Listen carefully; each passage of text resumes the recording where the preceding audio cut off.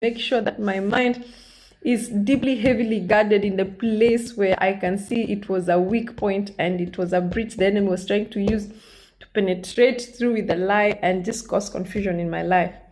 Wow. So we know that we have an enemy who is active to fight us, and we know that we have the truth of God that is a precious treasure that the enemy is actually after. And so we know that we also need to be very alert and resist this enemy. So we guard our minds over and over and over by adding truth. And that is how we build our protection. We guard our minds, by the power of the Holy Spirit.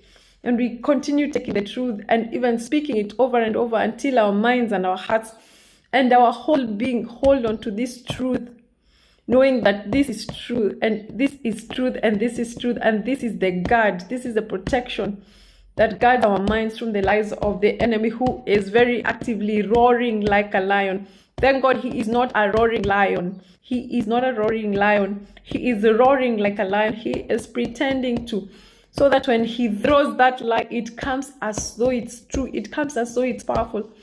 But the truth of God is strong, it's powerful. Nothing can stand against truth. It might take days, years, months, but truth always remains standing. A lie will not last, but truth will remain forever. And so we need to ask God, help us, Father in heaven, to be able to guard this truth, these treasures that you put in us. Help us to guard the gates of our minds, our eyes, our ears, our noses, everything, even our skin, the things we are putting ourselves into these days, because now there is immersion to just put ourselves in things that are entering our bodies and our senses. We guard every gate of our minds by the truth of God.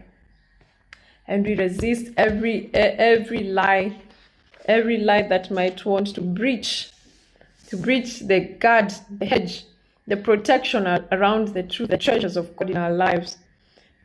Definitely when we have this precious treasure in us, the great enemy is always looking for a reason to steal it and leave us dead in sin.